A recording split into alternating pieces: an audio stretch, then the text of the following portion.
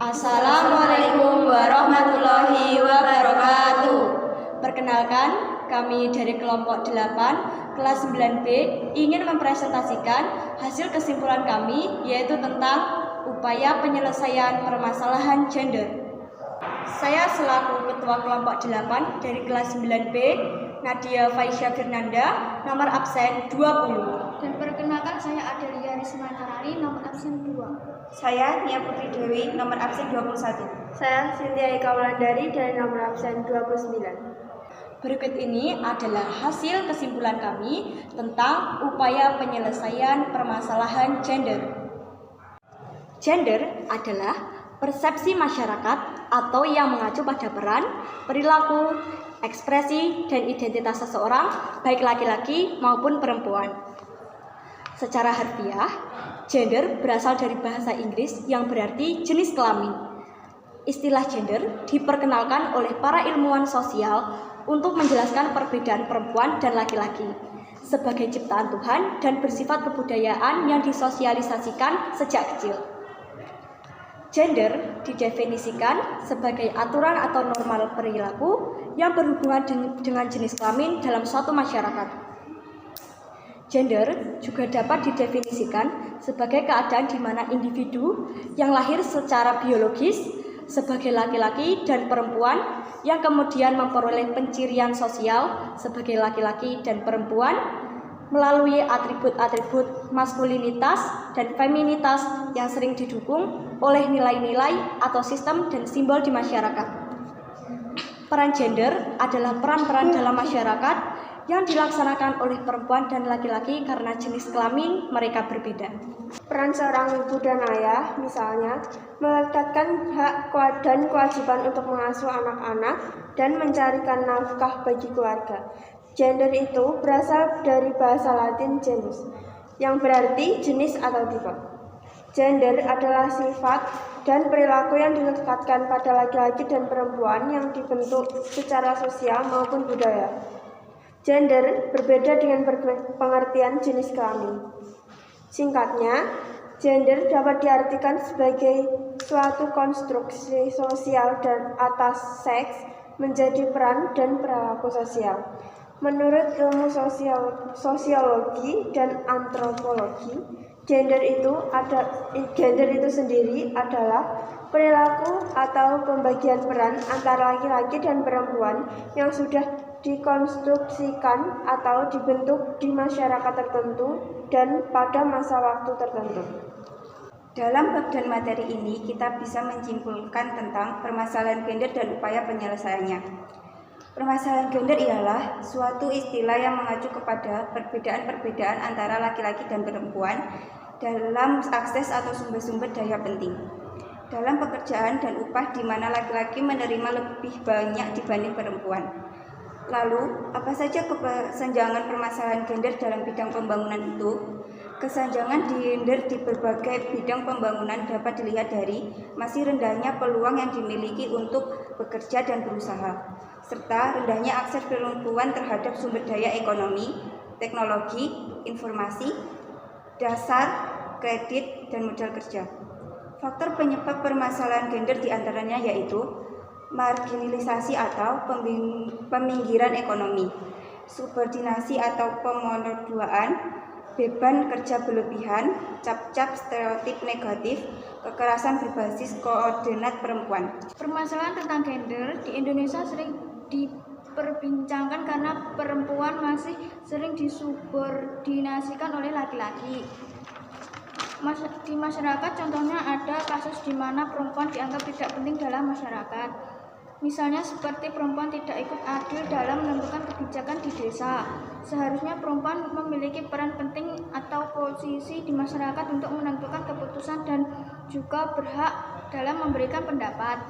Sebenarnya bukan hanya perempuan saja yang mendapat permasalahan dari ketidakadilan gender tersebut.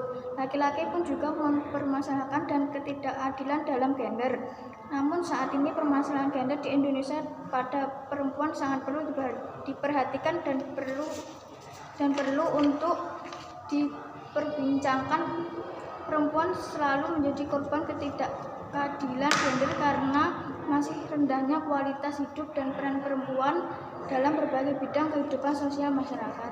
Oleh karena itu, ada beberapa upaya yang dapat dilakukan untuk menyelesaikan permasalahan gender, di antaranya seperti menghilangkan segala bentuk kekerasan terhadap perempuan, mencegah pernikahan dini, meningkatkan pelayanan umum terhadap perempuan, meningkatkan penggunaan teknologi untuk mempromosikan pemberdayaan perempuan, dan mencegah perdagangan wanita dan manusia, termasuk juga perdagangan anak-anak.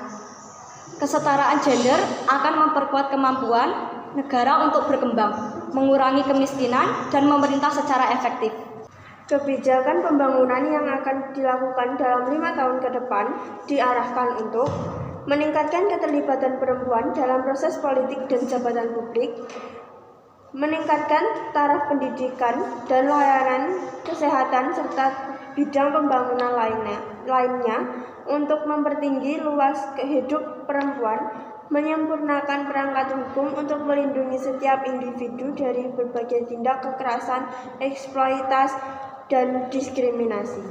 Isu gender menjadi penting dalam proyek pembangunan. Hal ini karena semua aspek yang berkaitan dengan pembangunan atau subpembangunan akan melibatkan dan bersentuhan langsung dengan manusia. Artinya, manusia atau masyarakat menjadi esensi utama suatu pembangunan dalam artian luas. Cara pandang laki-laki dan perempuan didasarkan pada maskulinitas dan feminitas, bukan pada jenis kelamin. Tahun 1981, gender dibagi menjadi 4, yaitu 1. Maskulin, artinya manusia sifat laki-laki lebih besar dari perempuan. 2. Feminim, artinya manusia sifat perempuan lebih besar dari laki-laki. 3. Androgyn, artinya pembagian peran yang sama antar feminim dan maskulin. 4.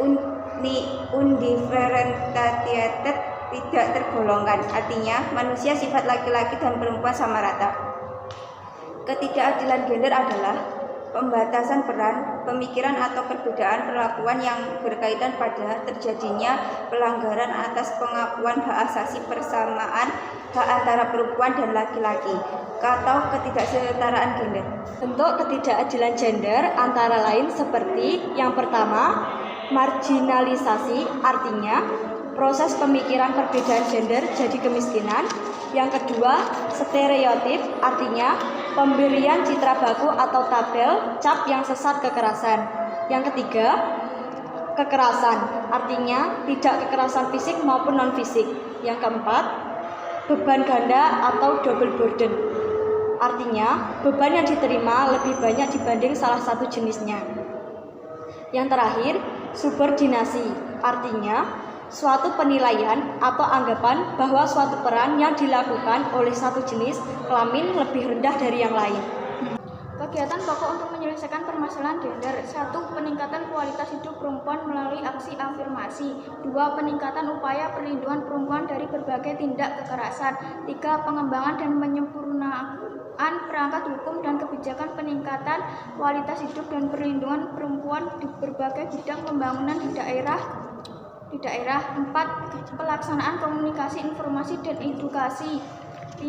Penyusun sistem pencatatan dan pelaporan. 6. Pembangun pusat penyelenggaraan terpadu berbasis rumah sakit. 7. Peningkatan peran masyarakat dan media dalam penanggulangan pornografi dan pornografi. Ada banyak hal yang bisa dilakukan untuk meningkatkan kualitas pemberdayaan kaum perempuan, diantaranya sebagai berikut. A. Melalui jalur pendidikan, baik formal maupun informal. B. Terciptanya kemitraan yang baik antara laki-laki dan perempuan, baik di ranah publik maupun domestik, dengan memiliki persepsi yang sama tentang dimensi perbedaan dan persamaan. C. Berupaya memberdayakan diri dengan cara meningkatkan rasa percaya diri. D. Memahami tujuan hidup yang dapat membuka diri untuk bermusyawarah. Pesatnya arus informasi saat ini mengharuskan perempuan memanfaatkan potensi dirinya melalui pengembangan karir di luar rumah. Pelaksanaan pelatihan atau pendidikan analisis gender agar dapat meningkatkan pengetahuan, pemahaman, dan kesadaran tentang gender, serta meningkatkan kemampuan dalam kebijakan program atau perencanaan pembangunan. F. Mengupayakan keterlibatan kaum perempuan dalam setiap proses dan pengambilan keputusan. Sekian presentasi dari kelompok 8 kelas 9B dari kami semua. Terima kasih. Wassalamualaikum warahmatullahi wabarakatuh.